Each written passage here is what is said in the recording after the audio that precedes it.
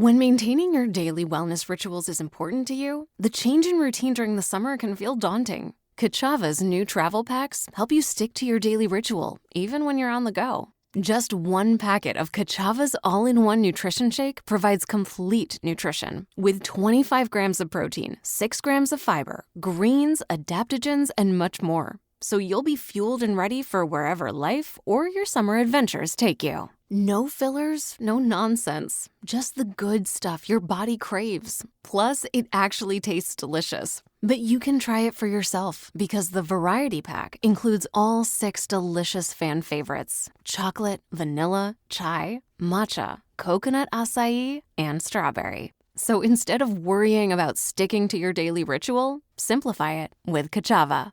Go to kachava.com and use code NEWS for 15% off. That's KACHAVA.com, code NEWS. Politics overtaken by matters in the digital world. From AI to online streaming, this is Now You Know. I'm Rob Snow. Deeper than the headlines. The answers you need to know. This is Now You Know with Rob Snow on News Radio. Hot off the presses, Canada has a new AI strategy.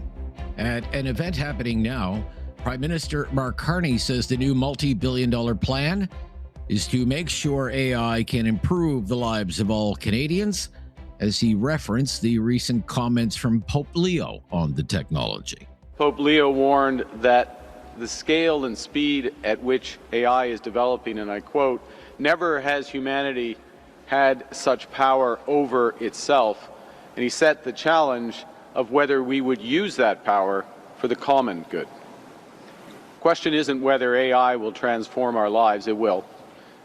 AI is already changing how we work, how we learn, and how we connect. The question is, will it improve the lives of all Canadians or benefit only a few? And that's why we must take a positive, pragmatic, and prudent approach that builds safe, reliable, and sovereign AI. This plan has been months in the making, and it arrives months behind schedule. It will see the federal government spend $2.3 billion to help businesses use AI, to help train Canadians for jobs in the AI sector. There's funding for AI literacy for Canadians and a $500 million fund for Canadian AI startups. Prime Minister Carney said Canada has to build AI on its own terms using 3 guiding principles. We will protect your data, your privacy, and your children. Second, opportunity. We will empower Canadian workers, Canadian businesses, Canadian students with the tools to expand their knowledge, their expertise, and their futures. And finally, sovereignty. We will reinforce Canadian sovereignty so Canadians can make their own choices on how AI is built, governed, and used. Policy and business experts in AI have been waiting for a long time to see the government's plans for artificial intelligence. This is the first update to Canada's AI strategy since 2017, back when Justin Trudeau was Prime Minister. Vas Bednar and Shield Institute. Bednar says that despite the plan being delayed, it's best if the government took its time, in part because it must think about this in the context of trade negotiations with the United States. I'm okay with legislative frameworks taking a little bit of time if what we see is going to get it right. So we had this sprint, 1-month sprint in October, where ideas were brought forward and ingested, and Minister Solomon let us know that an algorithmic system was also going to be used to, summarize and analyze the inbound. Okay, that's one way to sort of get some speed.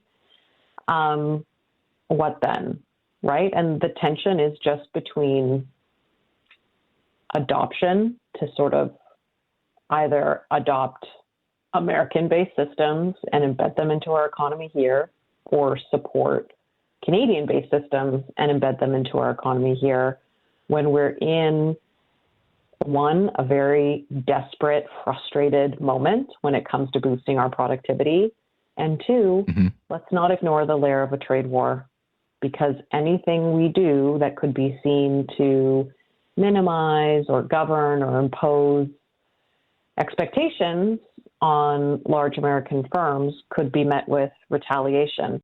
Among the pillars of this strategy is digital sovereignty, the need for Canada to have more control over its own digital infrastructure.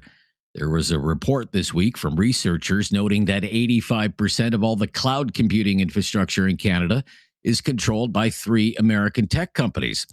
Bednar of the Canadian Shield Institute says Canada has a long way to go to shore up its digital sovereignty.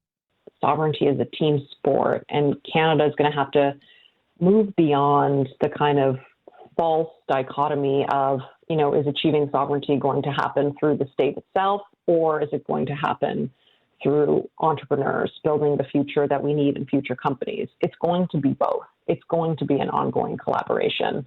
Building credible alternatives for public digital infrastructure, yes, love that. This is the moment. We need that institutional imagination. And also actually supporting our own companies. There are so many times where we report back to Canadians proudly and we say, OMG, we gave this money, our money that we're trying to use to build up our capacity to a quote unquote Canadian company.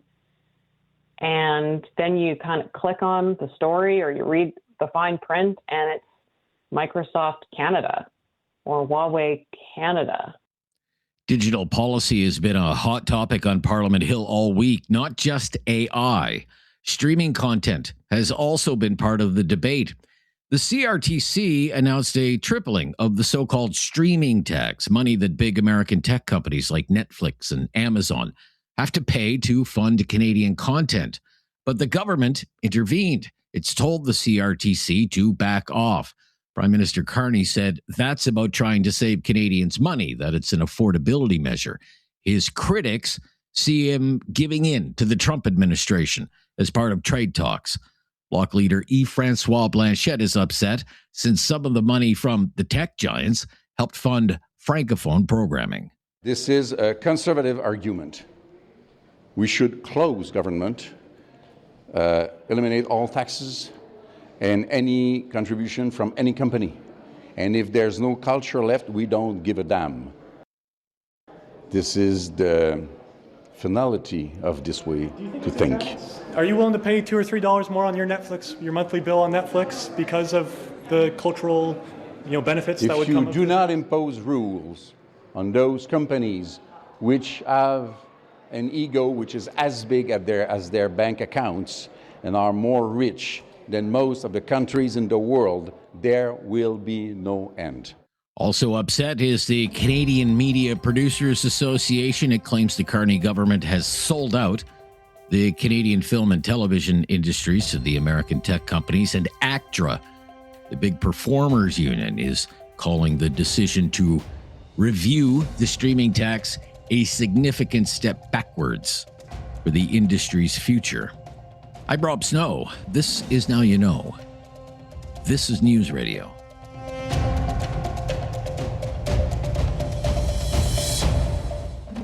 No question goes unasked or unanswered. Now You Know with Rob Snow returns on News Radio.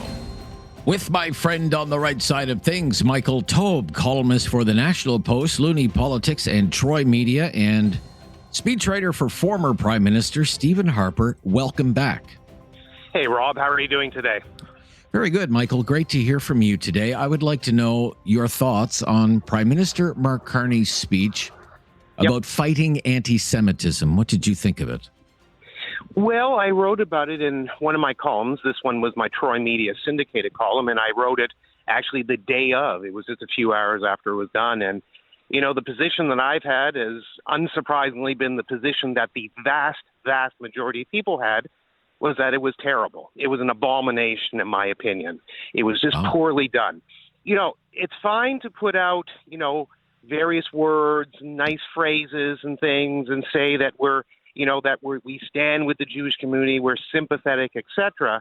But the trick is actions speak louder than words. And since the October 7th, 2023 attack by the bloodthirsty terrorist organization Hamas on Israel, The fact is that, to be fair, no level of government has perfectly handled this situation. Yes, most political leaders, including Prime Minister Mark Carney, have spoken out against the levels of anti-Semitism that are in this country, but speaking out doesn't mean anything. It's what you do with it that counts. And the fact is, and I'm sure we'll get into some of it, what did he really say here? He didn't name the people, the organizations, the individuals who are behind these attacks, as I wrote in my column. There was no comment about far-left radicals, radical Islam, radical Muslims, and various others who have just done this. You know, there are many individuals and groups that have been involved, but if you don't name and shame them, it really doesn't mean anything in the grand scheme of things. And this council that he created, which is really just complete nonsense. We've had lots of councils, we have lots of committees, we have lots of organizations that look at different things. The end result is, Rob, that if you look at the history of how government committees and these appointed councils work, they accomplish literally nothing. They meet sometimes, they discuss issues, they pay a little bit of lip service to whatever the topic may be du jour, but nothing really much happens. So if this is the best that Prime Minister Mark Carney and his Liberal government can come up with, it's quite obvious why many people, be it Jewish and non-Jewish, have said this is complete nonsense. So he did use, during his speech, this blanket term, anti-Semites, when he talked about terrorizing Jews in the communities in which they live, shooting businesses, shooting up Jewish schools, these sorts of things. That's not good enough for you. You mentioned his plan to create a ministerial advisory council on rights, equality, and inclusion that will be chaired by Mark Miller, the Liberal cabinet minister. Former Senator Mark Gold will also be part of that. So you think that's his language wasn't strong enough, the actions aren't strong enough. What more do you think should be done, in your opinion? What more could he be doing? Well, certainly far more than this, besides the fact that they should have spoken out years ago, which you can obviously point to different Canadian premiers, mayors, and others who should have done it too, and that's true. The fact is, this is really sort of the too little too late. I mean, this thing has badly exploded, and an advisory council, while they sound nice in theory, doesn't accomplish anything or do anything, and like I said, they really historically don't need all that much, and they basically just sort of decide to talk more. Talk is what we've done some of the past few years, and talk is cheap. We need action. We need far more than this. And the fact that he used the word anti-Semite, congratulations, he can read Webster's. What does that mean? Who is it directed to? The fact that there are people who are bigots? When you use the term racist, what does the racist refer to? Who's the specific group? Who's the specific individual? What's the specific action? He talked about some of the incidents of anti-Semitism that happened. That's fine. He talked about anti-Semites. That's fine. But that's an obvious word, Rob. It's a word that even if people can't perfectly define it by a dictionary, they know what it means. The same way they know when you are an anti-Christian bigot or you're Islamophobic or whatever. What does it specifically mean? Nothing. It's a term. Believe me, I'm a professional writer. I know how terms are used. I know how political spin works. This is massive amounts of political spin, and it does nothing.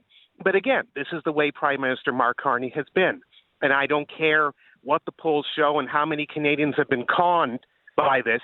He has done very little in office, other than swipe ideas from the Conservatives, a few from the NDP, propose things that are sort of late in coming, like the federal excise tax, and now believes that by doing little to nothing when it comes to the problem of a scourge like anti-Semitism in Canada, it doesn't say very much. And I think that now the polls are starting to show that things are tightening up a little bit, less than 10 points in some polls. Yes, he's still leading for sure. It shows that people are starting to get a little tired of it, and it also means that nominal Liberal support is starting to look elsewhere. Doesn't mean it's all going to change overnight, but it's interesting. Okay. When we come back, the drama at 60 Minutes, CBS News, the firing of Scott Pelley. I'd like your thoughts on that. Michael Taube, with us, columnist with the National Post. Loonie Politics, Troy Media. I'm Rob Snow. This is News Radio. Critical thinking is not dead. Now you know with Rob Snow. Returns on News Radio. We're back with Michael Taube, columnist and speechwriter. Let's turn our attention to what's been happening with CBS News and 60 Minutes. Lots of drama. Many Canadians will be familiar with Scott Pelley of 60 Minutes, who was fired this week. But I've been thinking about this, and I'd like your take as someone who's been in the news game for a long time, as someone in the news business. How I would handle this myself. If I felt that there was political interference in the sort of news coverage that I wanted to do from the management of the news company that I was working for, what would I do? On my principles, I would probably quit if I didn't like the way my colleagues were being treated, because he was upset that some of his colleagues, their contracts weren't renewed. That's right. I would probably quit. Okay. What would he do? Would I walk into a staff meeting with the new leadership and start berating the new leadership and insult the new leadership? And if I did, what kind of reaction would I expect? If I did that, I would expect I would be fired. And I think Scott Pelley knew he was going to be fired. And I think he kind of went out. He wanted to go out as kind of a martyr. That's my interpretation of it. I would like to know how you see it. Not wildly different. I think you're right. I mean, obviously, now that everyone's had some time to think about it, and there's been a lot of information back and forth, with some people saying that Scott Pelley's notes on it, where he said that, he asked questions and no one responded to him. Some people said, well, that's got to be it. The other side, Nick Bilton, Barry Weiss, and others who said we tried to find some way to sort of a path to move forward, but we just couldn't. So basically you have he said, she said, he said, she said. It just goes on and on and on. There's just so much there. And regardless, I think it's fair to say, Rob, you and I were not in the room. Most of the listeners weren't either. So we really don't know. We have to just sort of take what we have been given and synthesize the information, try to figure out what it is. But I think that your basic analysis is correct. I agree with it. That would I quit on principle if my friends and others were causing problems? I think a lot of it would depend on what I feel is happening, whether I could actually work with a new regime, and whether it wouldn't affect me directly. Like, in other words, is it something I could live with or not live with? You may not be able to. I may be able to. Or it would be the same. Maybe I would quit too. But the end result is that Scott Pelley could have handled this in a far more dignified manner. He didn't have to go in and make himself, as you correctly pointed out, Rob, a martyr, which is what I think he intended to do in the first place.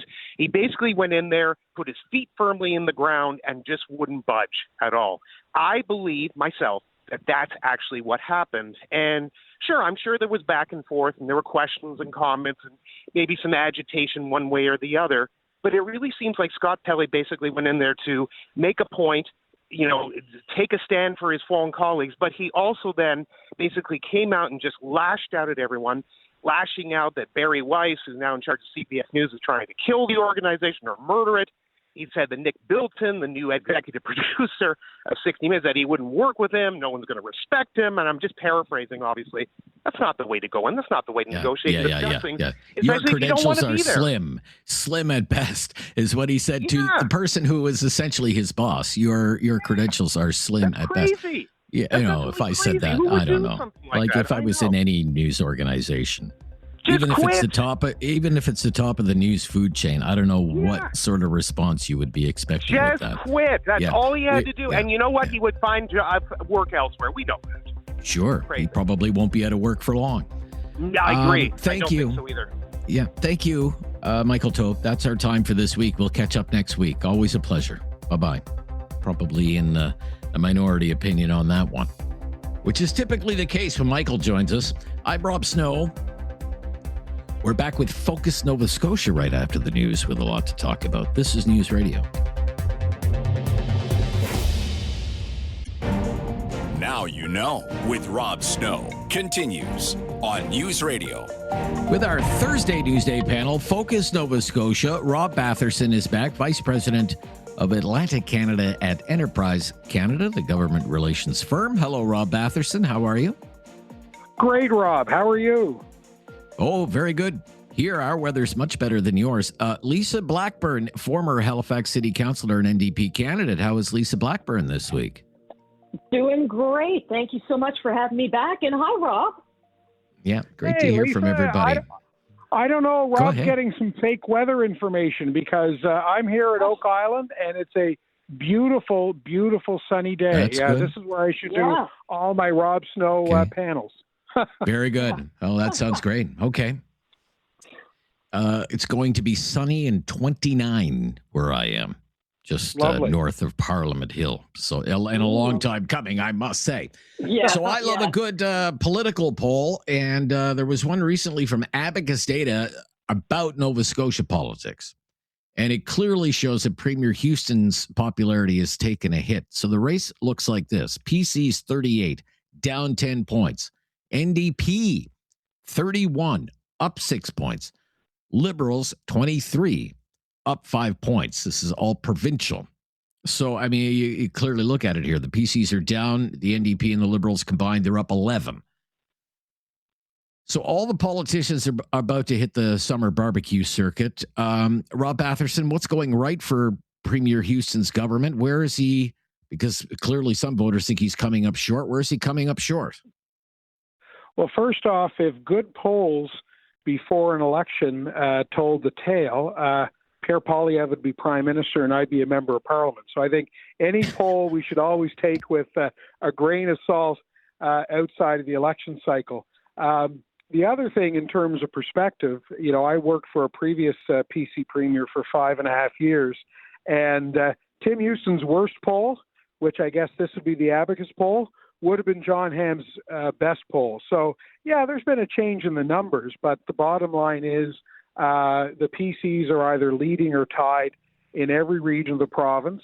We have a by-election underway in Cape Breton on June the 23rd, the new seat of Shetty Camp Margaries, Pleasant Bay. So, that will be an interesting test as to where public opinion is. And the bottom line is the Premier is getting out there, being prepared to spend political capital to do the right thing, to grow our economy, to make sure that we have revenues to pay for the public services that we all depend on. So polls come, polls go, and we'll always have good panel discussions like we're having now.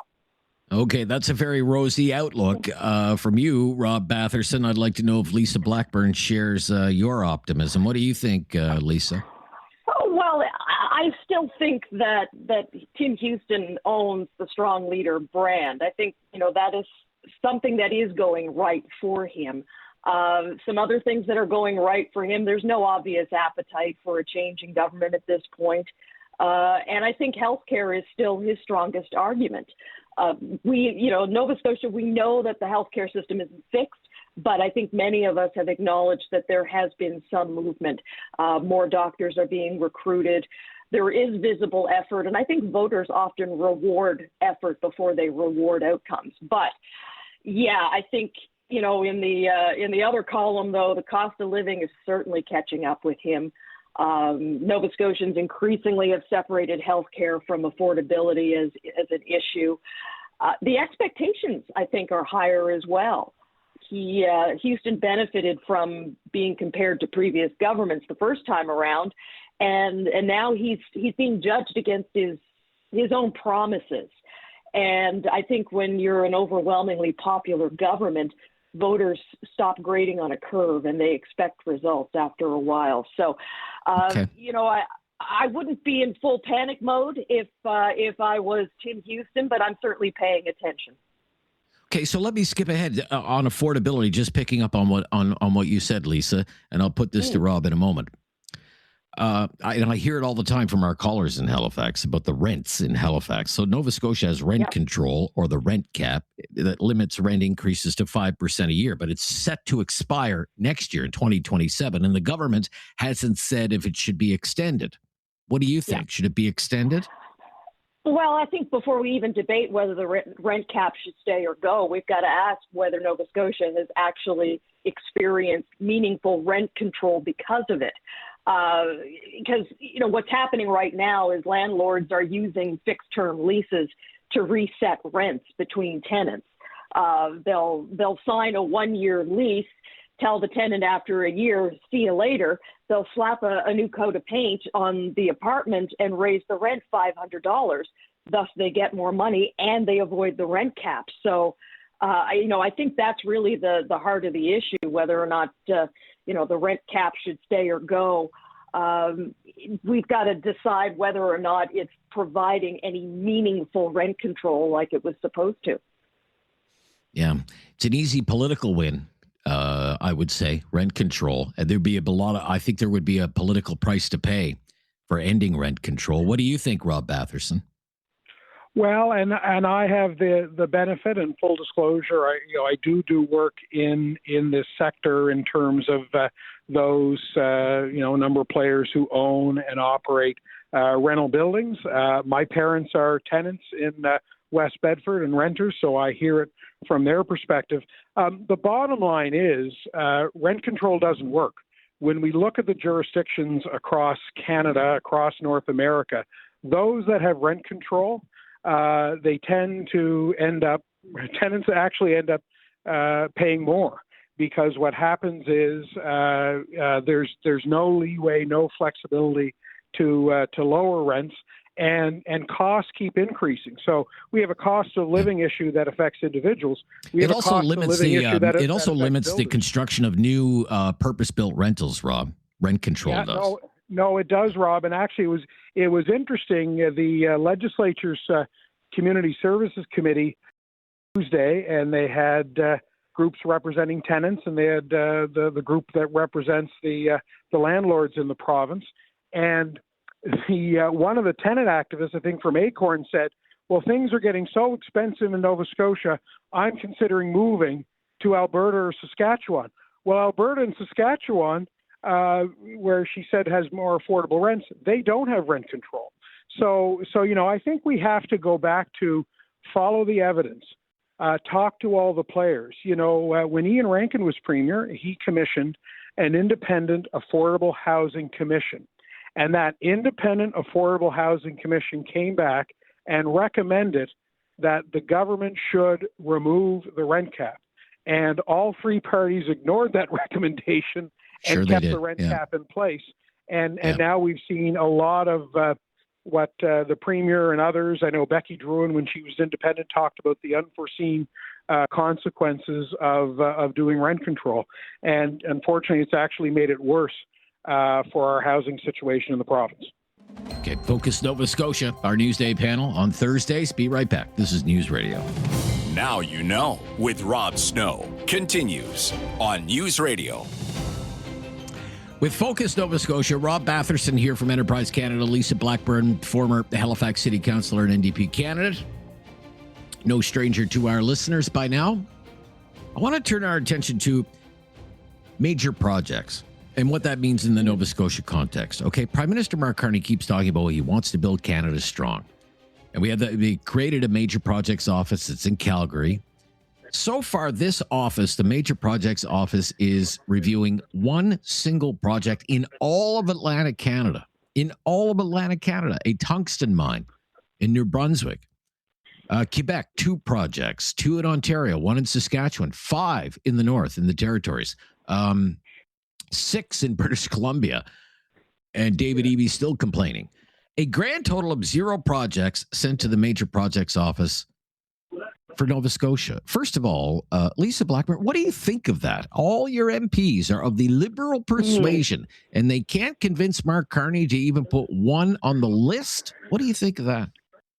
Yeah, well, there is one project that's listed by Major Projects. It's called the Atlantic Energy Strategy, and that covers the 4 Atlantic provinces. But, I mean, the challenge there is that it's a strategy, right? It's not shovel-ready. And I think here in Nova Scotia, we tend to be a little skeptical of strategies and roadmaps. There have been so many of them. We just want to know where are the jobs, the cranes, and the construction crews. And I wonder, and I don't know the answer to this, and perhaps you two gentlemen do, but was it that Nova Scotia failed to bring projects forward? Like, was it up to the individual provinces to bring projects forward? Or did Ottawa sort of cast their own net, and did they just fail to see Nova Scotia's projects as nation-building priorities? I'm not quite sure how that all. Well, let's put that to down. Rob Batherson. What's your understanding, Rob Batherson? What you would have better insight? Well, it may not be terribly surprising that I and many, I would say, in the energy sector and other the resource sectors, aren't overly impressed by grand announcements around a major projects office. I think businesses and provincial governments are trying to work in good faith with the federal government to advance projects for consideration. But the bottom line is, I would submit that the whole notion of a major projects office is really just more bureaucracy, where frankly we need government, and I know the federal Conservatives have advocated this for years, government needs to pull back the tax policies and the other policies that have served as major impediments. And, Mark Carney, when he first came down here as a Liberal leadership candidate in January 2025, said, well, who makes steel? We don't need to worry about steel. We don't need to worry about the industrial carbon tax. All those pressures have an impact on whether companies make, multi-million-dollar and billion-dollar decisions. So I'm not overly fussed about whether we're on a list or not a list. I know all of the provincial governments, including Nova Scotia, have advanced proposals for the major projects office, but we need shovels in the ground. Not more news conferences, not more shovels in the ground on what? Shovels in the ground on what? Wind west, offshore oil, onshore natural gas. What on what specifically? Look, you name it, we'll take it. I mean, I'm at Oak Island today at the annual meeting of the Mineral Society of Nova Scotia, and we did have a federal minister here and a federal MP here make an announcement around funding to promote working in mining as a positive workforce choice. That's all good stuff. But nobody is sitting around here saying, wow, I sure wish my project is on the major projects list.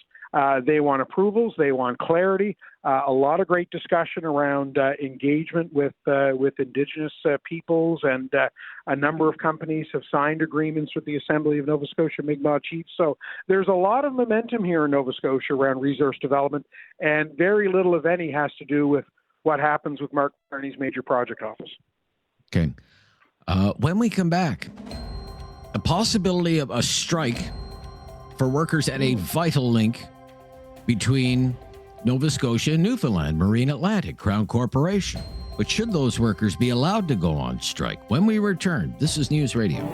There is no question Rob won't get answered. Now you know with Rob Snow continues on News Radio.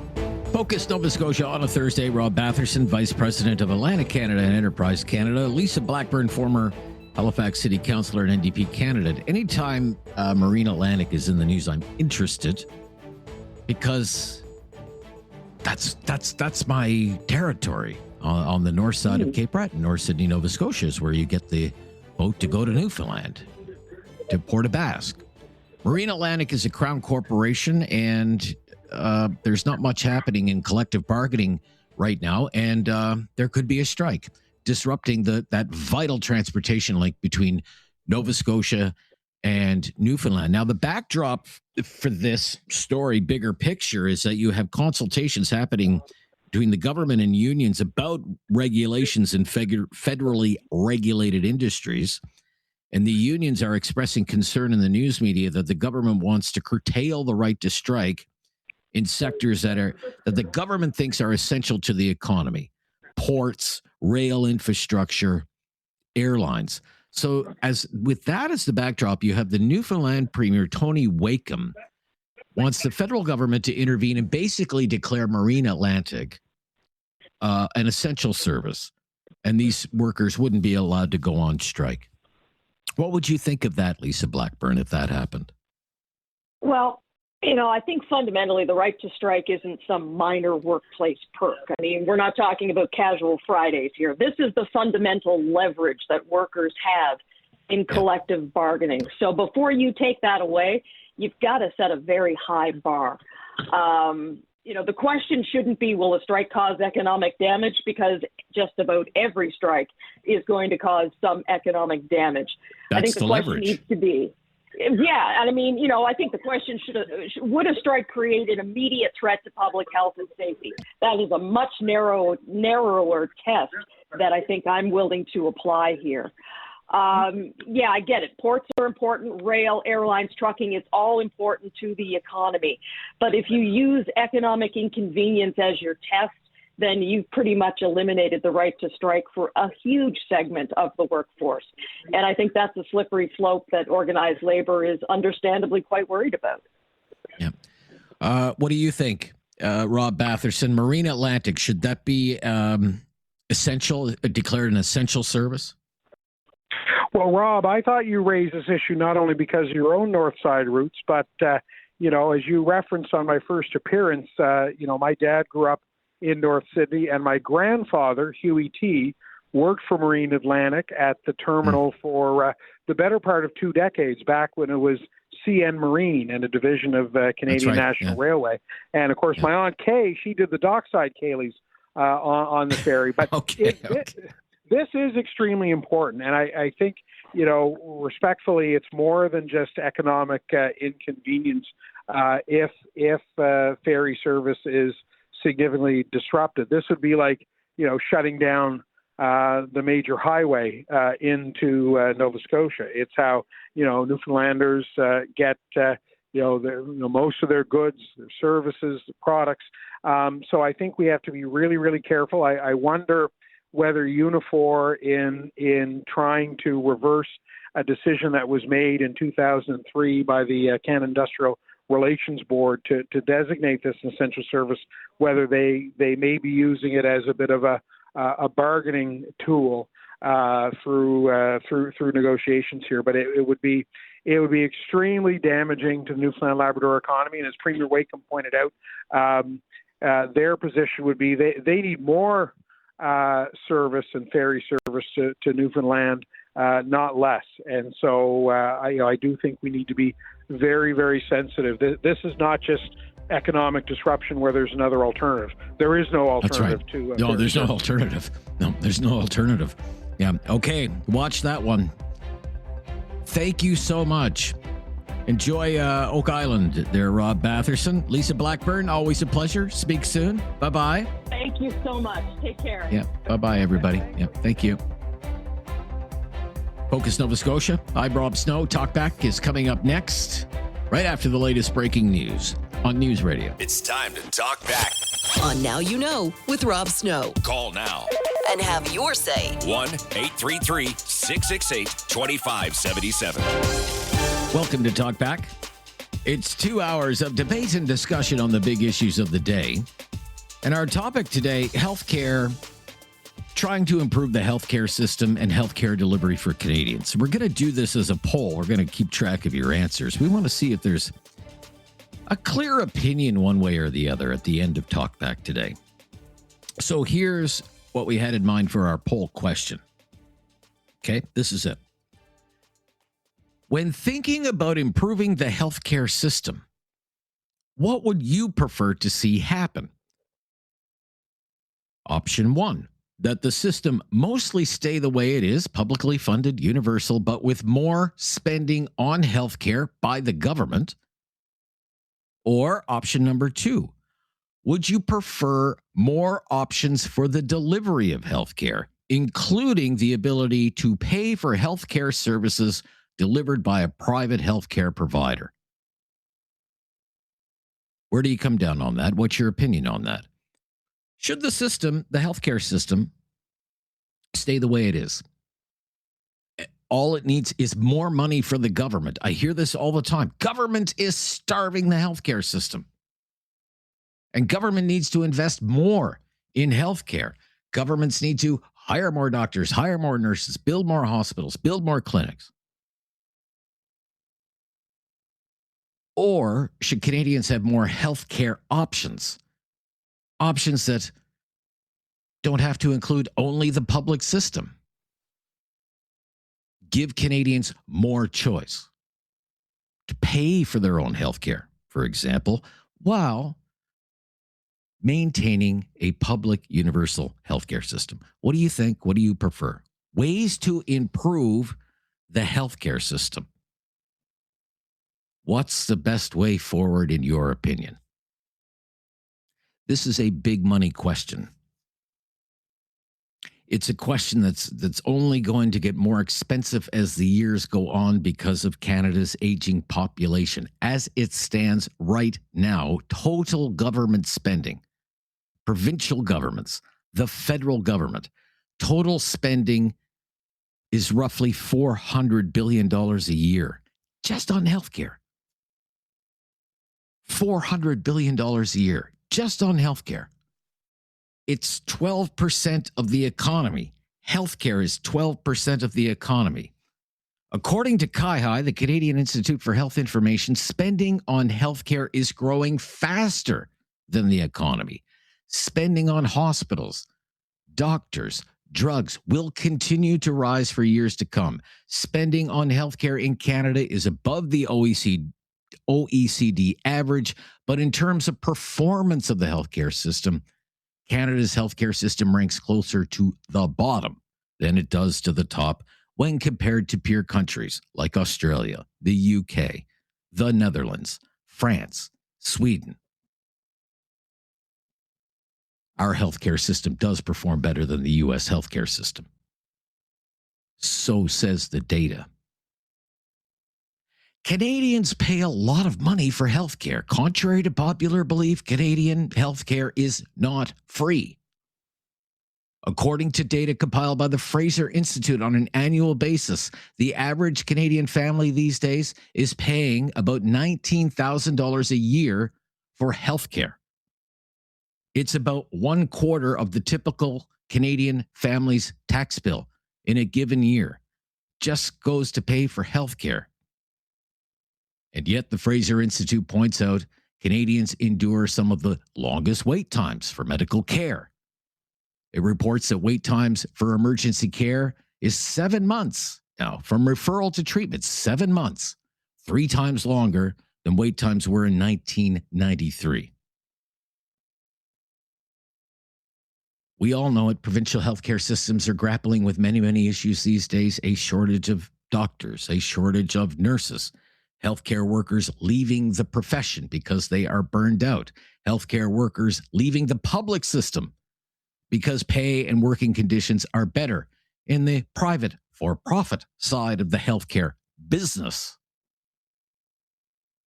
Provincial healthcare systems are dealing with long backlogs of procedures, and all the while, Canadians wait.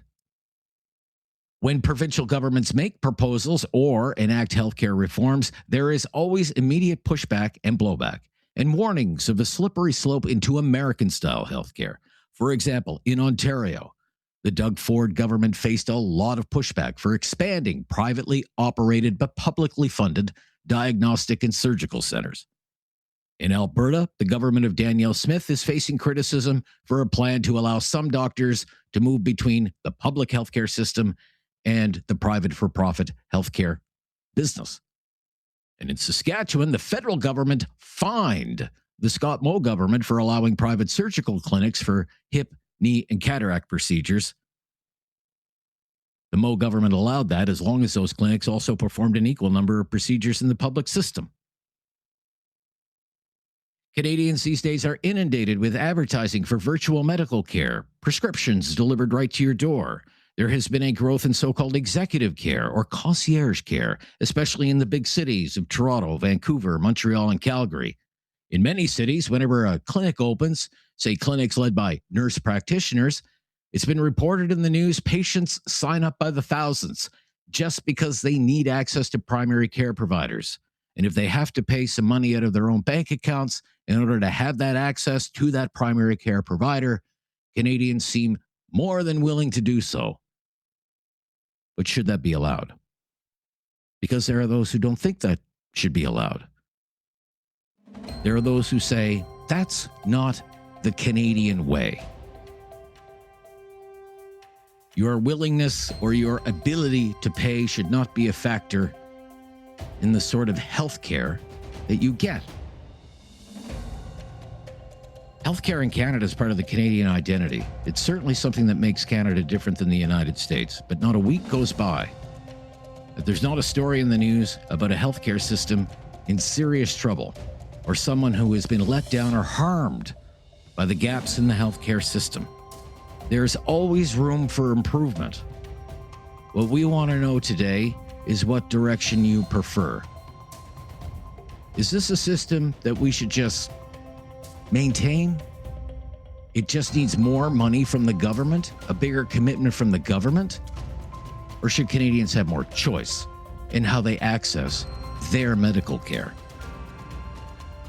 What do you say? 1-833-668-2577. That's our call-in line. If you've never called before, just mention that. We'll make your call a priority. And let's talk about what you think the future should look like for the healthcare system. We're all paying for it, so share your opinion on it, please. I'm Rob Snow. This is Talkback on News Radio. Have something on your mind you want everyone to know? Call now. Hello. 1-833-668-2577. It's Talkback on Now You Know with Rob Snow. Running a poll on the healthcare system today, keeping track of your answers. When you think about how to improve the healthcare system, what would you prefer to see happen? That the system stay the way it is, publicly funded, universal, but governments need to spend more. They need to make more investments in healthcare, and we have to limit private options, private delivery of healthcare, maintain publicly funded universal healthcare with a greater emphasis on investment from the government? Or would you prefer more options for the delivery of healthcare, including the ability to pay for healthcare services delivered by private healthcare providers, private for-profit healthcare providers? 1-833-668-2577. 1-833-668-2577. There's been so much talk recently about wanting to build Canada strong. But a strong healthcare system is never part of the conversation. I did notice that during his presentation today on AI, Prime Minister Mark Carney announced a $200 million program to help fund AI research into improving the healthcare system. Maybe there's some benefit there. Healthcare is largely a provincial responsibility, of course, but the fact is, whether you're in Nova Scotia, whether you're in Ontario, whether you're in Alberta, your provincial healthcare systems wouldn't even function the way they are without the huge money that is coming from the federal government. And premiers would like to see more money from the federal government. But this year, the federal government, just as one example, is going to give the Nova Scotia government $1.5 billion through the health transfer, $1.5 billion for Nova Scotia for healthcare. Ontario will get $22 billion in federal aid for healthcare. And in the province of Alberta, it's $7 billion in federal government money to help fund the healthcare system in that province. But it's well known. It's on the news all the time, no matter where you live in the country. Our provincial healthcare systems aren't doing very well. It's costing more than ever. You see it. You see it. You see it when you go to the emergency room. It looks like a system that is coming apart at the seams. And you see people on the news, you read stories in the news, frustrated patients and frustrated employees who want to provide the best care possible. And they're working on the front lines of healthcare, and they're increasingly burned out and frustrated that they're not able to provide that care. And, you know, we've heard a lot of these stats before. More than 6 million Canadians don't have access to a family doctor. Wait times that are growing longer and longer for healthcare services. According to the Fraser Institute, the median wait time is now 30 weeks. 30 weeks from referral to treatment. And as I said, it's costing more than ever. When you take all of the government spending, as I say, on health transfers by the federal government, spending by all the provincial governments, spending by the territorial governments, it's just shy of $400 billion a year. It's more than a third of all the spending done by government. More than 1 out of every $3 spent by the federal government and the provincial governments spent on this and only this, healthcare. And at the provincial level, because as I say, healthcare, primarily a provincial responsibility, 2/3 of all the money spent by provincial governments on healthcare just goes to running the hospitals. It's just a massive amount of money. And it's all your money. And it's your healthcare system. As I say, the Fraser Institute says the average family in Canada, 2 parents, 2 children, through their taxes, they're paying almost $20,000 a year these days for healthcare. A figure that I would argue should lay to rest once and for all that healthcare is free in this country. It is far from free. And there are those who feel for that kind of money, every Canadian should be getting Cadillac healthcare. But a lot of Canadians are getting hallway healthcare. They're waiting in hallways. Sometimes they're being treated in the hallways of hospitals and the hallways of emergency rooms. And when the calls go out for healthcare reform, and one of those ideas for healthcare reform is always more choice in healthcare, more private delivery of healthcare, when that is even suggested, what you get back are howls of outrage about American-style healthcare. And we're not American, and we don't want American-style healthcare. Okay, fair enough. But let's have that debate here on Talkback today. I'm Rob Snow, 1-833-668-2577. And share your opinion, please, on Talkback on News Radio. Have something on your mind you want everyone to know? Call now. Hello. 1-833-668-2577. It's Talkback on Now You Know with Rob Snow. On healthcare and improving the healthcare system, your preferred way forward, do you largely maintain the healthcare system that we have? It just needs more money for the government, or do Canadians need more choice in healthcare? Lenny is in Windsor Junction, Nova Scotia. First-time caller. Hello, Lenny.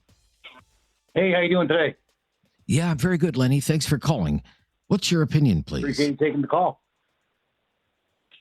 To a couple of your comments. Number one, yes, continuous improvement needs to be at the forefront of everything we do, regardless if it's the healthcare sector or any other sector for that matter. But at the end of the day, to use a line from Michael Jackson, I wish some folks would take a look in the man in the mirror from time to time and see if they actually have to be in the emergency room. I believe that there's a big percentage of the folks that actually end up at the emergency room there when they probably don't even need to be. That creates the backup for the folks that actually really need it. Now, at the end of the day, we all need our health care. There's no question about that.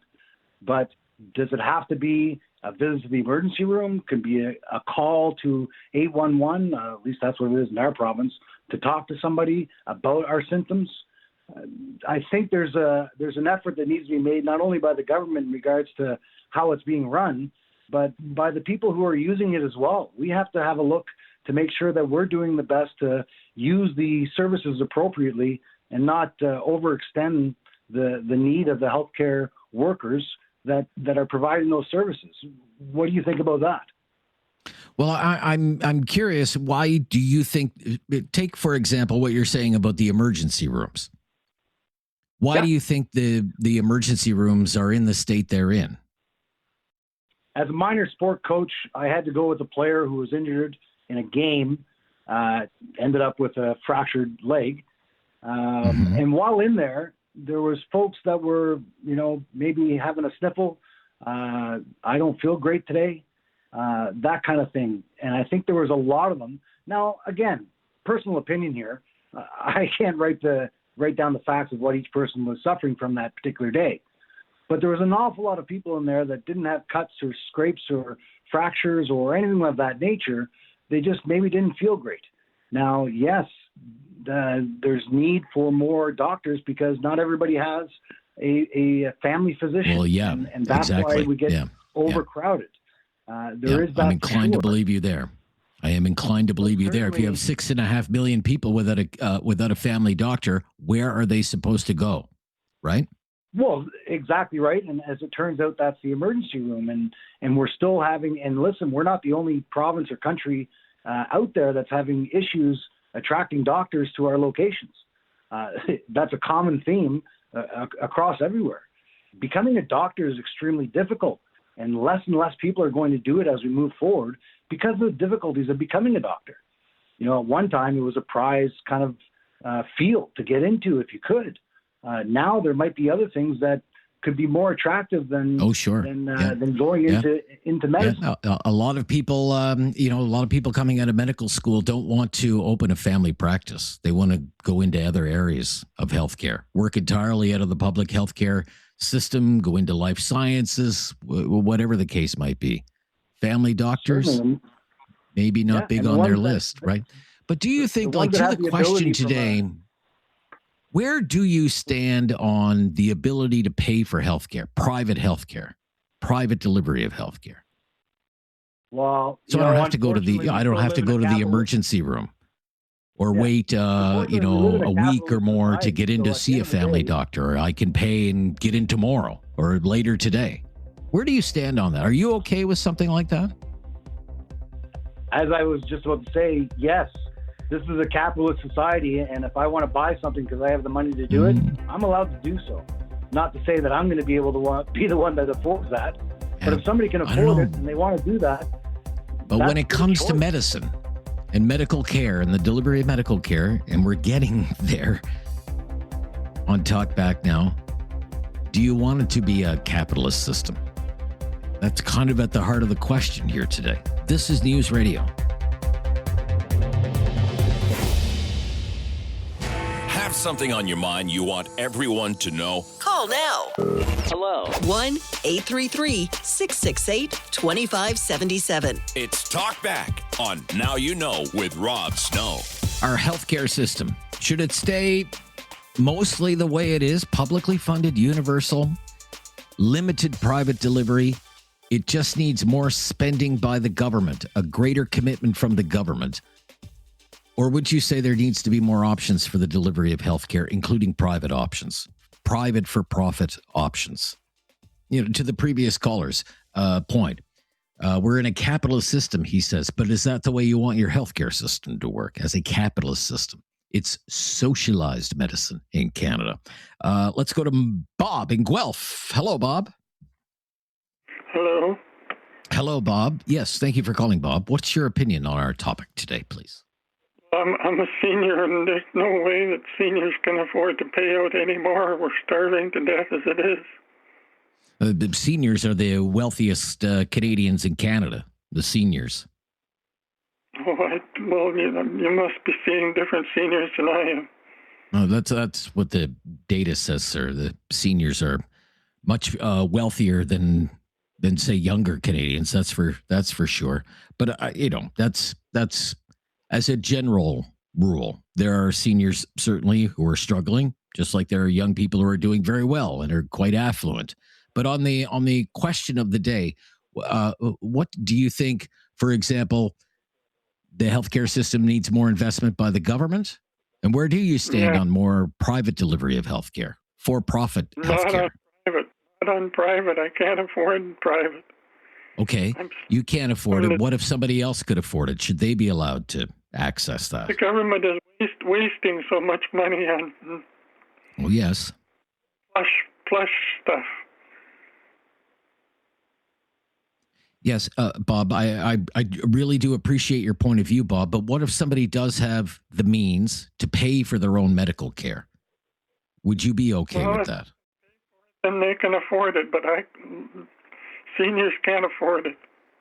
Okay, so the ones barely making it now. You're barely making it now. Okay, it sounds like you're not a big fan of the idea of people being able to pay for their own medical care. Not the poor, that's for sure. Not the seniors. poor. Right. Okay, thank you, Bob and Guelph, for your call. Let's go to Mike, is in Dartmouth, Nova Scotia. Hello, Mike. Hello, buddy. Yeah, very good, Mike. Thank you. What's your opinion, Mike? So Rob, first of all, the bureaucracy in the healthcare departments and stuff, it's way bloated. It's so fat. And that's eating up a lot of the money that could be used, for doctors, nurses, medical equipment and things. All right. Quick story, Rob. When I was working with drug dependency, when we first started a program called Choices here in Nova Scotia, it was an adolescent program. And they used to give us the, the chits where we could take like a PO number and go shopping and pick up things we wanted. We used to get the kids like toiletries, toothpaste. We'd go to Zellers and buy all that stuff. And, it was a few $100 when we would do it that way. We'd pick up, like, today it'd be like going to the dollar store. And then all of a sudden it came down from hierarchy that you can only shop if you're a government department. You can only shop in the warehouses that they appoint. And the cost was increased exponentially. Like, it was absolutely ridiculous what we could purchase with a chit, a PO number, and compared to what the fees were for. So I mean, there's so many ways that they have things set up that they could buy supplies for the hospitals, like diapers and napkins and whatever else they use. More independently. You're saying maybe there's not even the need to dramatically increase government investments in healthcare, but what rather might be needed is a thorough review of the bureaucracy that goes into the healthcare system. Absolutely. What they did down in the States with that Doge program, I think that a lot of our systems, not just healthcare, could really use that, because there's so much duplication in positions and stuff. Now, I know you're going to take $150,000, $200,000 job away from somebody. What do you do with that guy or woman? But the problem is that's not our issue. What somebody's career is like.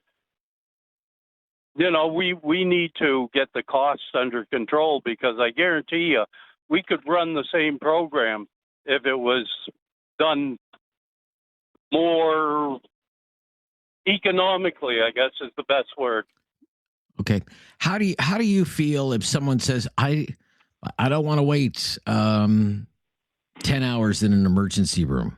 I don't want to have to call my family doctor and wait a week or 2 weeks to get in and see my family doctor. I want to be able to pay whatever it is I have to pay, and I want immediate health care, and I'm willing to pay that. Do you think that should be allowed in the Canadian healthcare system? Private for-profit delivery? Absolutely. You know what? We had a big stake down here in the Maritime. It's not taboo. When Danny Williams went to the States, and he paid for some treatment that he needed. If you got the money, go for it. It loosens up the bottom end. More people can get treated. Yes, this is one of the arguments. That it will free up other access, maybe even accelerate access for others in the public side. Some people dispute that as well. Absolutely, it would. Yep. Okay. Well, thank you, Mike, for your interest in the topic today. 1-833-668-2577 on improving the healthcare system on Talkback today on News Radio. Have something on your mind you want everyone to know? Call now. Hello. 1-833-668-2577. It's Talkback on Now You Know with Rob Snow. It's one of the ongoing debates of Canada, really, our healthcare system and what should happen with it and how we could fix it. Should it stay the way it is, publicly funded, universal, limited private involvement, for-profit involvement, and increased spending and investments by government? Or is this a country and a system in need of more options, more choice in the delivery of healthcare, including healthcare services delivered by private healthcare providers? Marilyn is in Halifax, Nova Scotia. Hello, Marilyn. How are you today? I'm very good, Marilyn. How are you? Good. I have a comment regarding the doctors. I wonder if people are aware. Right now, there's been a recent announcement that they're bringing in these hundreds of new doctors from the Ukraine and wherever. I think the thing that a lot of people don't realize is what's happening is that a lot of these foreign doctors are coming in and setting up practice, but they're immediately filling up their patient list with family members and extended family members. So the people who have been waiting for years for a doctor are still on that waiting list.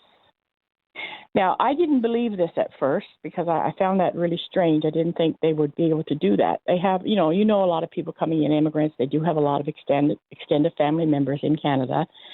So my neighbor had to go to the walk-in clinic, and she got a call saying that she was on a doctor's list, and she's been waiting for quite some time. So she was very happy to get this doctor. So I took her to the clinic.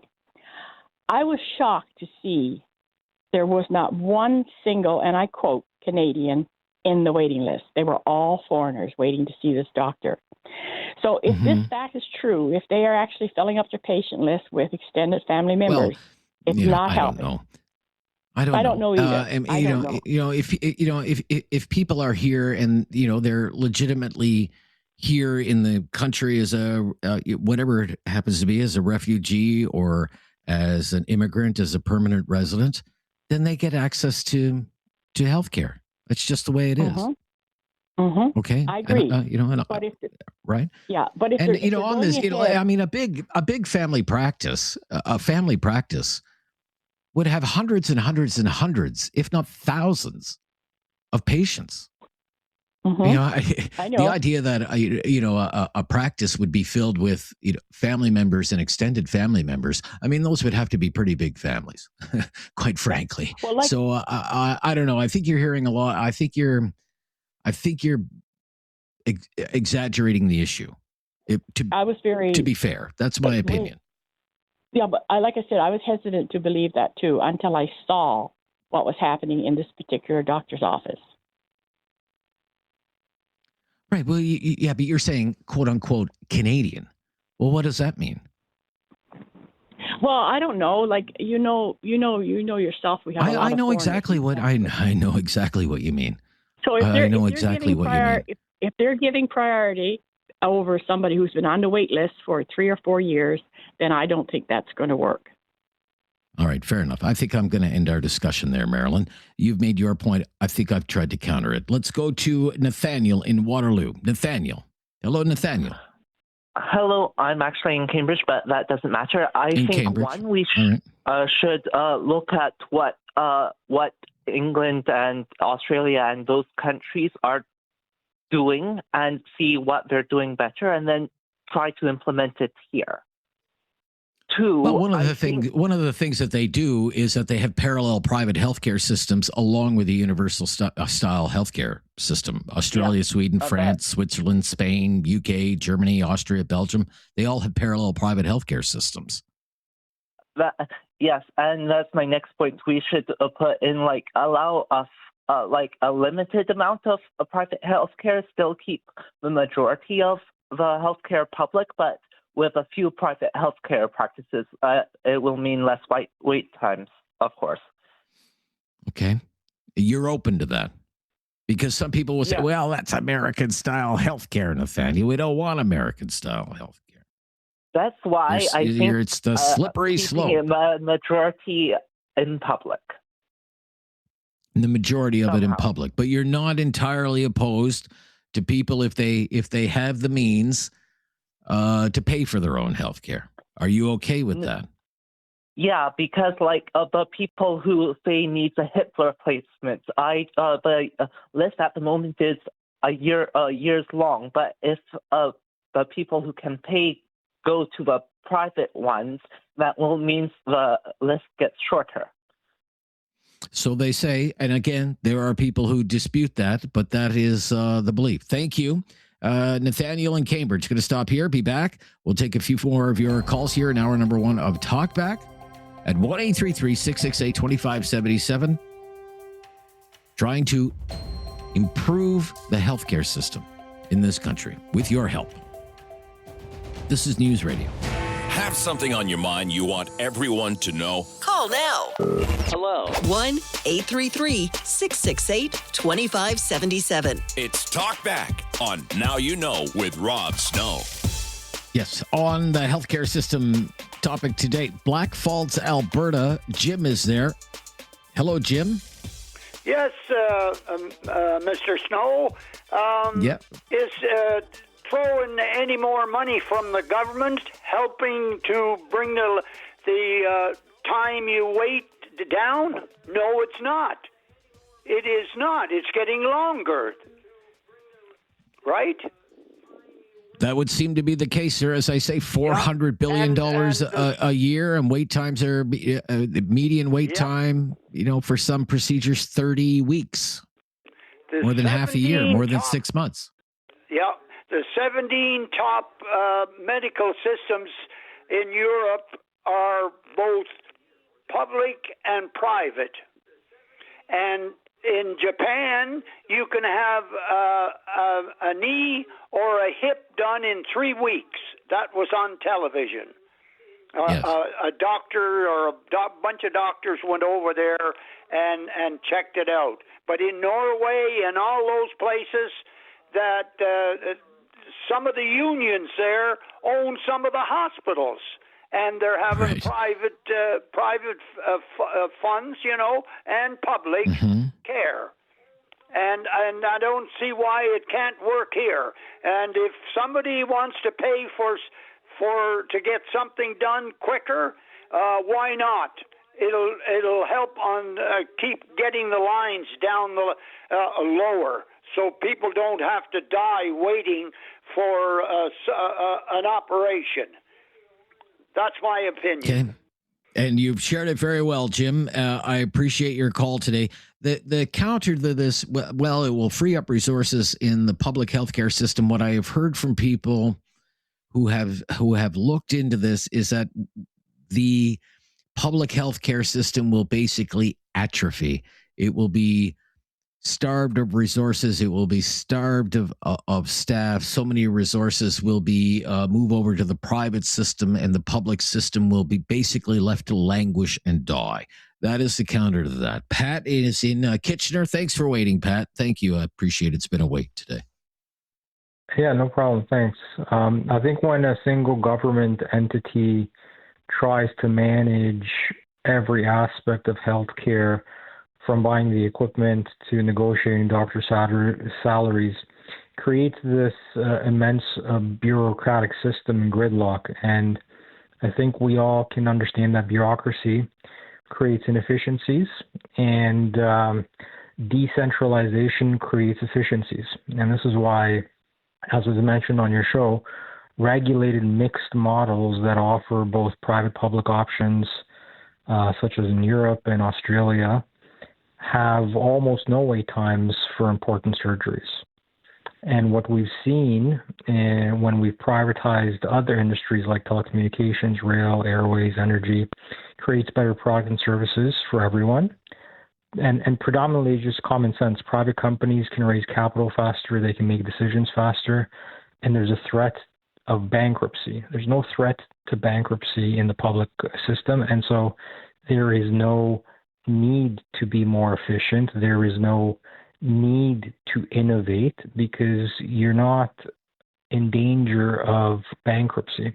And one of the callers before said something with respect to higher immigration rates. There is something to be said about the flow of immigration. No matter what system you have, if supply and demand is really out of sync, like it was, I would say, for the last 3, 4, 5 years, no matter what system you have, you're going to put a strain on that system. So we need to have reasonable immigration. Oh, yeah, I would agree with that. You're going back to something else that we've talked about in the past. The social capacity of the country has to be linked to the immigration levels. And certainly healthcare is part of that. So is the public education system. So is our ability to house everyone. I agree with you there. I didn't like the inference, quite frankly, from Marilyn, that she went to the doctor's office and there were no quote unquote Canadians there. That's an ugly remark. I'll be back. This is News Radio. It's time to talk back On Now You Know with Rob Snow. Call now and have your say. 1-833-668-2577. Welcome to hour number 2 of Talkback. Thank you for all your calls in hour number 1. It's quite busy in hour number 1. We've been talking about fixing the healthcare system. We've been kind of running it like a poll. When you think about trying to improve the healthcare system, what would you prefer to see happen? That the system mostly stay the way it is, publicly funded, universal, limited private involvement, but more spending on healthcare by the government, more investments from the government? Or would you prefer more options for the delivery of healthcare, the ability to pay out of your own pocket for healthcare services that may be delivered by a private for-profit healthcare provider? 1-833-668-2577. There are lines available. I think we have 4 available right now. Let's get right back to our phone calls. Gary is in Calgary. Hello, Gary. Thanks for waiting, Gary. Hi, Rob. You know, I think we to make improvements, we have to keep an open mind. We have to try some new ideas. And we kind of have a hybrid or parallel system in Alberta, certainly, and it's good that we have, you know, some independent labs and such to help us out for MRIs and whatever. But certainly more needs to be done, and that's why I'm saying, yeah, we need to explore new things. We are throwing money at it. We are hiring doctors. We're getting there, but you know, it's government. Government's involved, and it's a slow process. Okay, so this idea of people paying out of their own pocket or signing up for, and I've seen these practices advertised, okay, for executive healthcare, concierge healthcare. It basically operates on an annual membership basis. These annual memberships can run from anywhere from something like $1,200 a year to $12,000 a year. I mean, how do you feel about a medical care being delivered that way? Yeah, that sounds elitist, but there is a company in Vancouver that advertises in Edmonton for knee replacements and such. And they've been advertising for a while. Yeah, there are those of us who can afford to do that sort of thing. And I've talked to people who've gone to Mexico for procedures. But sadly, no, that's not for everybody, and that's not going to work for everybody because of all the different, you know, different income levels and such. I don't have a whole lot to complain about in terms of medical service here in Alberta. We've always had an easy time of getting a doctor, a family doctor. Yeah, there's been the odd procedure, MRIs, where I've had to wait a month or two or something. And the other thing, too, we need to educate people to not run to the emergency room when they get the sniffles and that. I mean, we have Medi-centers out here that people can go to, and there's one that I relied on not far from our house that a terrific job, didn't have to wait very long, well taken care of by the doctor. So that would alleviate some of the pressure on emergency rooms. Yeah. Well, the issue right now is with primary care and access to a primary care provider, you know, whether that's a family doctor or nurse practitioner, whatever the case might be. We have 6.5 million Canadians who don't have one. So their options are limited, right? You know, whether it's walk-in clinics or, doctors, you know, the last resort. Our young people to go into the medical field, absolutely. Okay. Thank you, Gary, for your call. Off to a good start here in hour number 2. Again, lines available. Again, our call-in line 1-833-668-2577 on options on the way forward for our healthcare system. Keith is in Calgary. You're on the line, Keith. Hi there. Thanks for taking my call. You're welcome, Keith. What's your opinion, please? Well, I think one of the things that needs done is we need to take a closer look at those successful models that you mentioned and look at why they're successful. So one of the things that seems to stick out in my observation is that per capita, the number of doctors to patients is much, much higher in those successful countries. Like Germany, I think it's 5 doctors to 10,000. And in Alberta, it's like 2.8. So in addition to that, that's the public service. In addition to that, then you have the parallel service running as an option for people who may wish to pay cash for expedited service or, some kind of elite service or what have you. But it's a properly funded and properly functioning public model before we start expanding into a private system in that case. One of the other glaring differences is the amount of administration. So we have about 10 times administration in our medical system than, for picking a case, Germany. Germany has about 14 doctors or 14 administration staff for 10,000 patients. Alberta has 1,400. So it's 1,400. not so much of, Holy smokes. Yeah. Wow. Yeah, so it's less a matter of how much money you throw at it, but how it's spent. Because, of course, all this administration staff is highly paid. So it's not a cheap staff level to maintain, right? Oh, yes. Yes. The atrocities that's happening in Alberta is that because the word hybrid model seems to be, a popular catchphrase because it does succeed in some places that do it, they equate that to what Alberta's doing, for an example, which is not adding doctors that are running a parallel service. They're taking the current doctors that are already overloaded that we have and putting them on a piecework basis and a cash basis to allow the same patients to cut the line, so to speak. And another thing that's happening right now in Alberta too is a change being made to incentivize hospitals to increase procedure numbers. So that doesn't ensure quality of care. That doesn't improve services per se. All it does is take the complex cases that require a lot of time to the back of the line to incentivize the quick and dirties that make more money, which again is not really helping the system at all. It just helps the bottom line look better.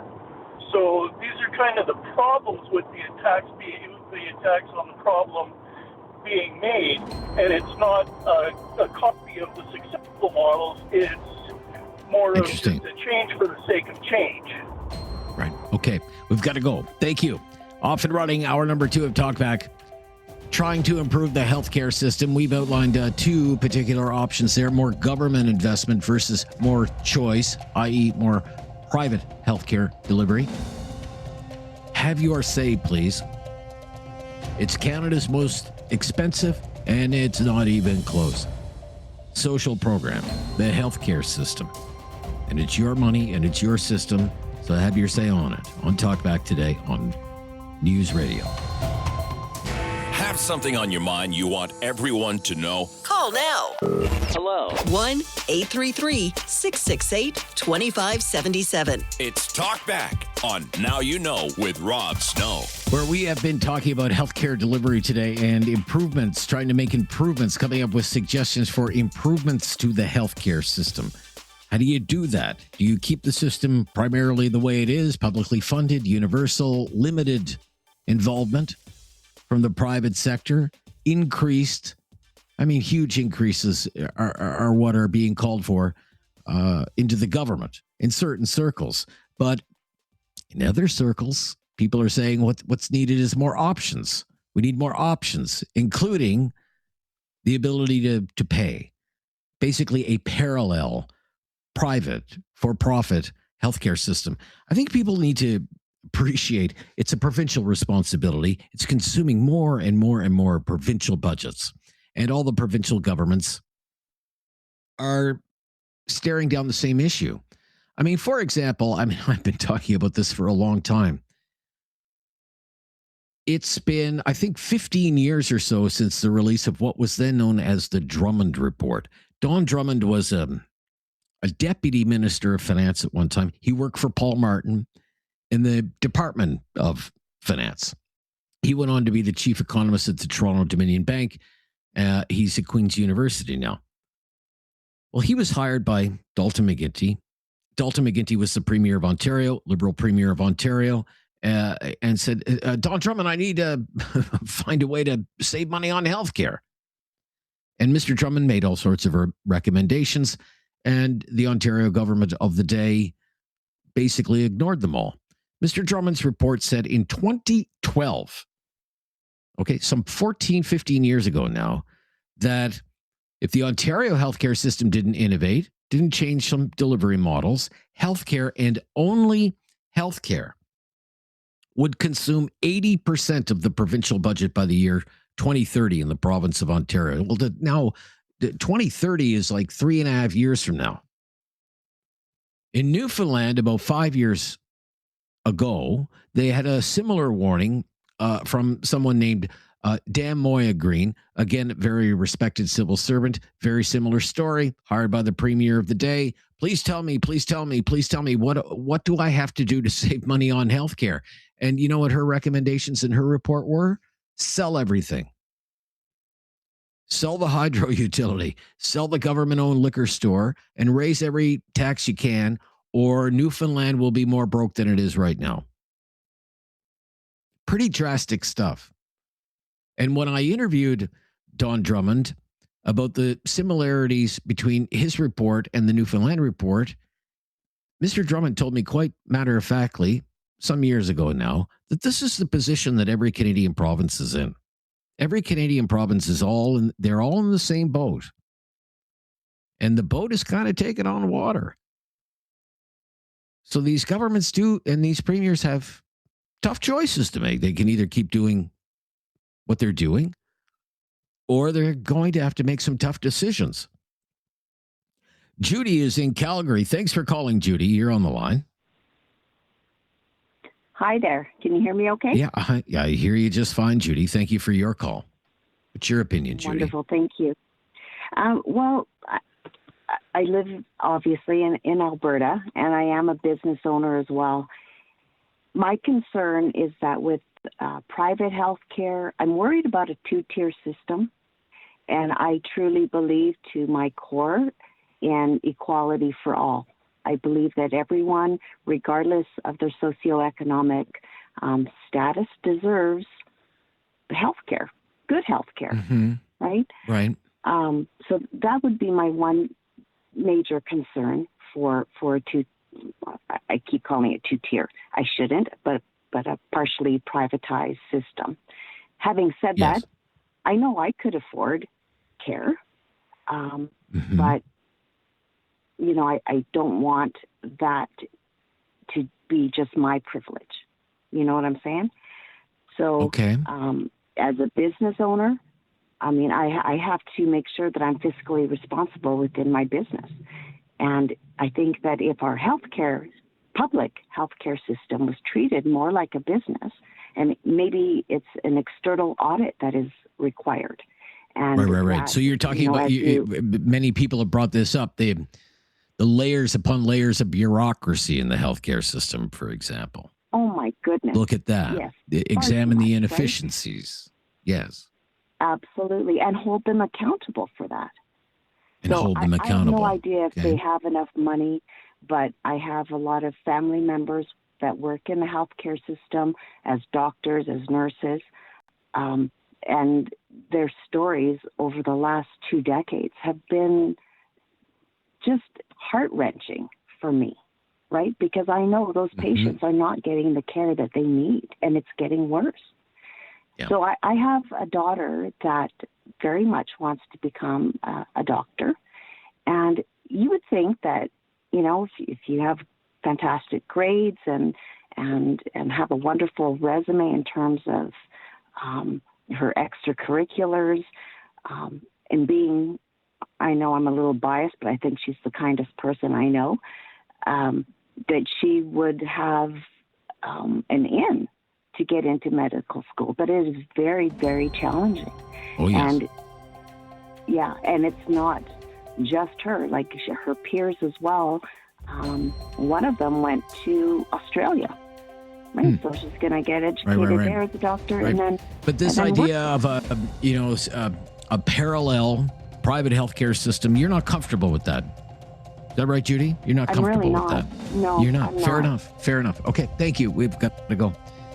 Appreciate your opinion and your honesty. 1-833-668-2577 on healthcare on News Radio. Have something on your mind you want everyone to know? Call now. Hello. 1-833-668-2577. It's Talkback on Now You Know with Rob Snow. Back to Waterloo on healthcare options. Dennis in Waterloo. Hello, Dennis. Hi, how are you doing? Very good, Dennis. How are you? Good. Good. I'm a retired hospital CEO. I worked in Ontario for 30 years, also worked overseas and also in the U.S. at one point. The problem is, a typical Canadian problem we have here is we keep talking about the extremes. You know, on the one hand, private, we can't have that. On the other hand, there's a middle road here. And what that middle road is, we've got to go back to the roots of Medicare, which was insurance for doctors and hospitals. And it used to be back in the day, it was run by a commission at arm's length from the government. And what's happened is, insidiously, over time, the government has gotten their fingers more and more into it. And that's why you have all these bureaucrats running around. I think we need to get back to a commission that then negotiate with doctors and hospitals for volumes and rates.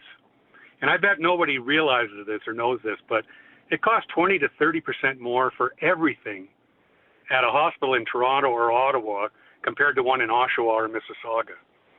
Why is that? Because of the teaching. Because the teaching had the power, and they were able to keep that in any funding formula. And they argue that, students order more tests and treatments. But I see. Okay. That's built interesting. Into the system.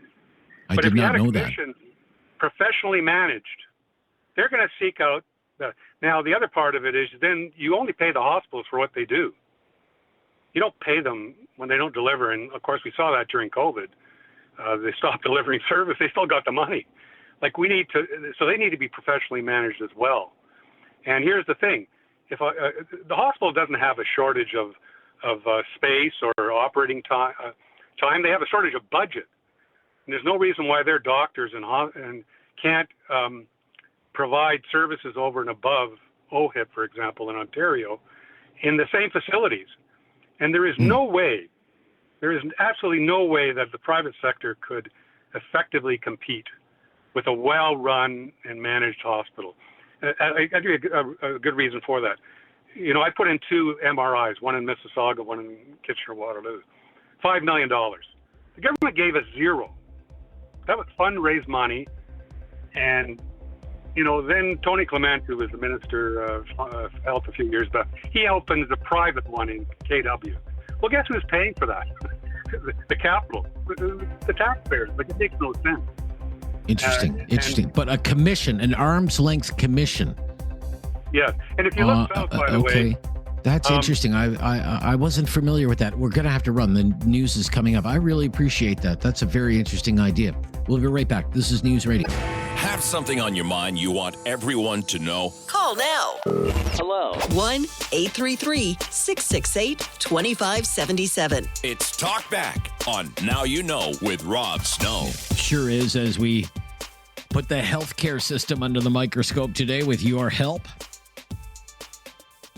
Examining ways to improve the healthcare system across the country. Do you keep it mostly the way it is, publicly funded, universal, more investments from government, limited involvement of the private sector? By that, I mean private for-profit healthcare. Or are you open to the idea of more options for the delivery of healthcare, including the ability to pay for it yourself at a private healthcare provider? Your thoughts, please. Karen is in Calgary today. Hello, Karen. Hi there. How are you, Rob? Hi, Karen. I'm very good. Thank you. What's your opinion? So I understand the concerns and worries about a possible 2-tier system.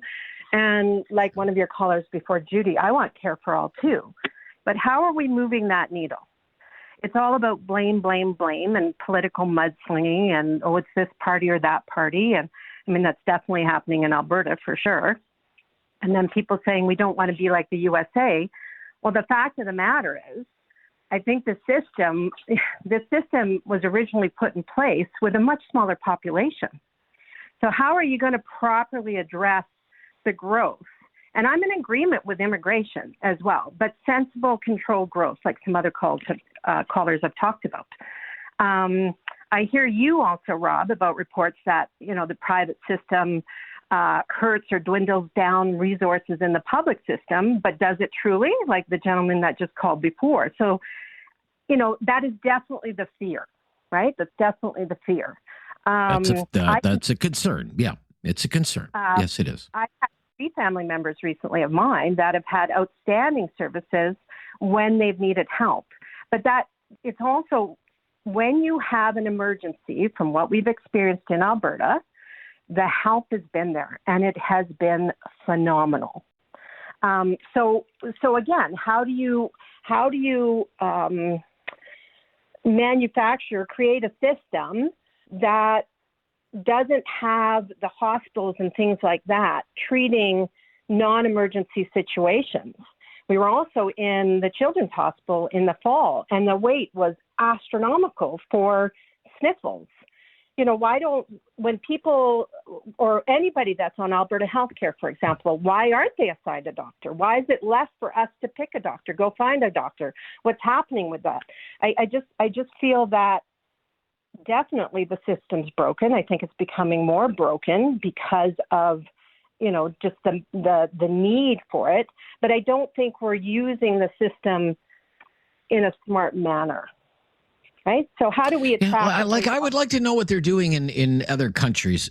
For example, the Canadian Medical Association says that a decade ago, 93% of Canadians had access to a primary care provider, family doctor. Okay. They call it a primary care provider. That was 10 years ago. Right. And now that's gone from 93, it's down to 86%. And then you look at some of the other countries. Well, what are they doing in the Netherlands, where 99% of the people in the Netherlands have a primary care provider, what we would call a family doctor? In New Zealand, 97%. In the UK, 97%. What are they doing? They have socialized medicine in the UK. Why? In Germany, 96%. Australia, 94%. What are they doing in these other countries? That so many people have access to a family doctor, and yet 6.5 million Canadians do not. I don't know, but I'd like to know the answer. Absolutely. I'd like to know the answer too. Another thought with respect to, how do we, obviously, if you're going to grow the public system, you have to have the resources to grow it. There is definitely the concern that if you grow on the private side, are all the quote unquote good doctors going to move over to that system? Definitely a concern that I would have as well. You know what? And I know this isn't part of it, but we are a country that is rich in resources. And yes, as Albertan, this is part of, I think, a lot of Albertans' concern, or some of Albertans' concern. For the record, I definitely want to stay a Canadian in Canada. It's not all Albertans that want to separate. It's a very small portion, actually. Of course not. Yes. Yes. But we are sitting. Well, I would say it's a small portion. It's the minority opinion right now. Let's just leave it at that, because I don't want to get sidetracked. But unfortunately, social media and, poor research, it's becoming, like I said, there's an awful lot of mudslinging. There's just, you say you're an Albertan in a different province, and sometimes you're like, oh, you're an Albertan. But why aren't we looking to help ourselves as a country with the resources we have and the money that we could get from those resources? It's just like, it comes across as it's just this awful thing. Like, it's even taught in schools from a very young age that, we're these terrible polluters. But I know for a fact from being in the industry that we aren't. We're on the leading edge of doing that. So why is getting a little sidetracked? Yeah, we are. But why is there such resistance to look at where we could get funding to help our other things like public health care? Yeah, good point there. Yeah, I'm glad you tied a bow on that. We will have to run. However, I really do appreciate it. And, another idea and it just kind of popped into my head. Myth busting, myth busting. One of the myths is that private healthcare doesn't exist in Canada when, of course, it does. And when you think about it, it's all around us. What we know is universal healthcare. It really only applies to your visit to a family doctor or an acute care hospital, whether you stay in a treatment or a stay in an acute care hospital. But you think about it, psychiatric care, psychology, mental health care, and how that is delivered in Canada, it's not single payer or universal at all. There is a public system. Most of it is delivered by private service providers. We seem to accept that as the natural state of being, as we do with trips to the dentist and eye care or sports medicine or massage therapy, all of this delivered through private service providers. But when it comes to exploring, maybe expanding that to other healthcare delivery, there's this huge pushback. Thank you for your call. More of your calls just ahead. Lots of lines available there now. It's been very busy on the topic today. Appreciate the feedback. 1-833-668-2577 on healthcare, improving the healthcare system. Your ideas on News Radio. Have something on your mind you want everyone to know? Call now. Hello. 1-833-668-2577. It's Talkback on Now You Know with Rob Snow. On improving the healthcare system. 1-833-668-2577 to Goderich, Ontario. Marge is on the line. Hello, Marge. Hi, Rob. How are you? Hi, Marge. I'm very good, Marge. Thank you very much. Okay. How are you today in Goderich? I'm good, thanks. It's good. beautiful. Good. Yes. Good. Rob, you just wondered what they do in the Netherlands. I just had a couple of cousins over from the Netherlands. Oh, and really? the topic actually came up. So I asked them about their system, and I said, do you have what you call like a so-called free healthcare system? And they said no. Every citizen there in the Netherlands has a $350 a year premium that they have to send to the government. So that gets put towards the healthcare system. And he was saying that the more you use it, the more it's going to cost you. They also said that once you're 70 years old and you have something terminal, they will treat you the best that they can. If you have a heart attack and you need open heart surgery, they will not do it past 70. Oh, really? Mm-hmm. Oh, that's very interesting. Yes. So I just thought I would call in because you kind of wondered what they do in other countries to make it work. Well, I'm specifically to the previous caller's point. I was wondering, 99% of people in the Netherlands have a family doctor, which is a much greater percentage than the situation in Canada right now. It's closer to 86% here, and we have 6.5 million people without a family doctor. As I say, never having access the healthcare system of the Netherlands, I can't speak to what they do there. That's the reason I brought that up. But that's very interesting that you raised that. Yes, and so I was in the Netherlands in September, and I had another person tell me that he said if I have a heart attack past 70, he said they will treat me with medication, but they will not do open heart surgery after you're 70. Okay. So that's thank you, Marge. Oh, you're welcome. Yeah, thank you for calling Goderich, Ontario today. Amber is in Calgary. Thanks for calling, Amber, on the line on Talkback. Hi, Rob.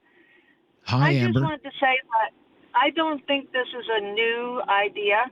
My youngest boy is 33, and 30 years ago I had the choice of keeping him on antibiotics for another year and a half while I waited for the children's to do tubes in his ears, or pay $100 and have it done at the private clinic.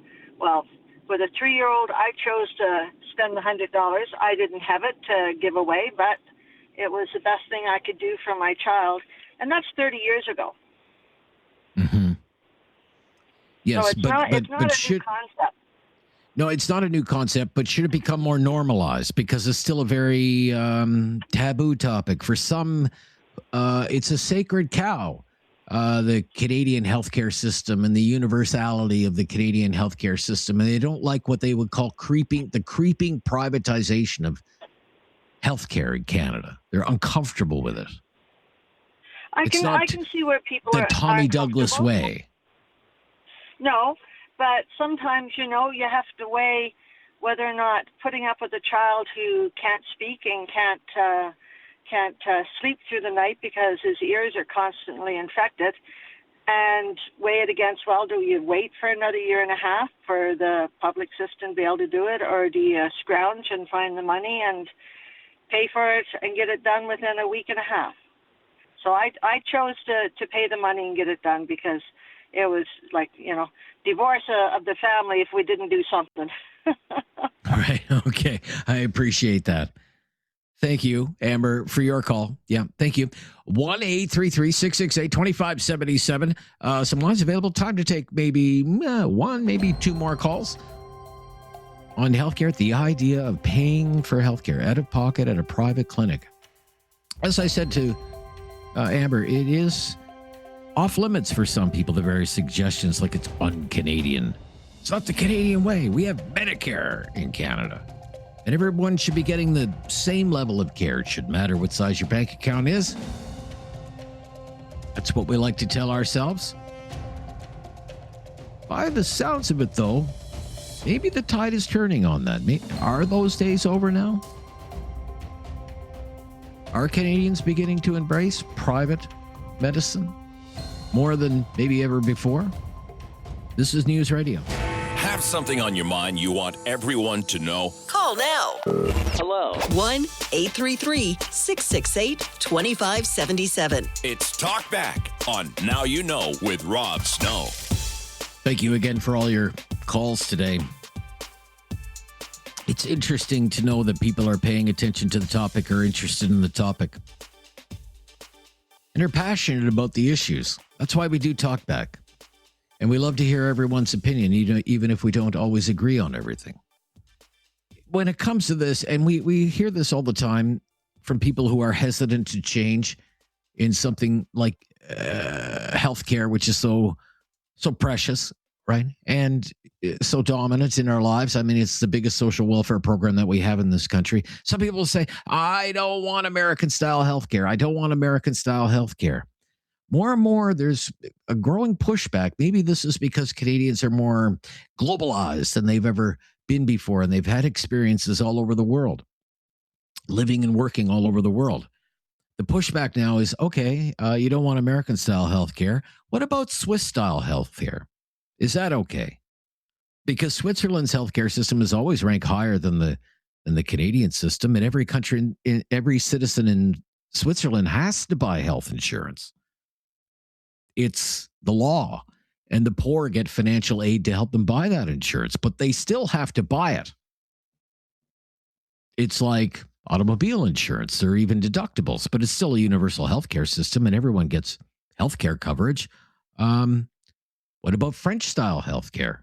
France, which in the annual rankings that are published on what countries are doing better with healthcare than others, according to all the global experts who manage these things, the French have a better healthcare system than the Canadians do. And almost every citizen in France buys healthcare insurance. It's in excess of 90% of the population buys healthcare insurance. And they go to private hospitals. Singapore, always near the top of the global rankings of healthcare systems. In that country, they do it a different way. In Singapore, the government runs basically a social welfare savings account. And it consumes 37% of earnings that come from the employer and the employee, and it goes into an account with your name on it. And the government will direct it depending on where you are in your life. You're an elderly person, you will consume more healthcare.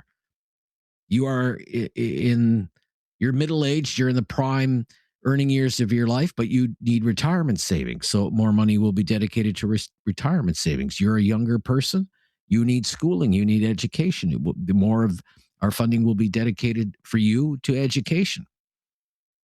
My point being, there's more than one way to fund healthcare than just the Canadian way. And the idea that the Canadian way, I think a lot of us are coming to the realization that is a fantasy. Even in the United States, some would have you believe that it's all private healthcare in the United States, which is just not true. The United States government is spending $1.2 trillion a year on socialized medicine. That's almost 40% of all the healthcare spending in the United States is paid for by the government of the United States. Medicare for seniors, Medicaid for low-income Americans, $1.2 trillion a year. And then the balance of healthcare spending comes from private insurance. The big pitfall with the U.S. system, of course, is the number of Americans who can't afford their healthcare insurance, which is still about 9% of the American population, even with Obamacare and the Affordable Care Act. And that's a lot of Americans. It's a big country. It's almost 30 million people still uninsured. The point being, there are a lot of ways to look at the healthcare system, not just the Canadian way and not just the American way. And I'm glad that we managed to get some opinions on this today. I really appreciate it. We'll be back tomorrow. It'll be the Friday free-for-all talkback tomorrow, so you can take the lead.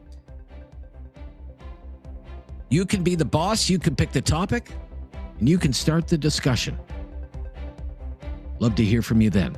Until then, the latest breaking news is coming up next on a very busy news day. I'm Rob Snow. This is News Radio.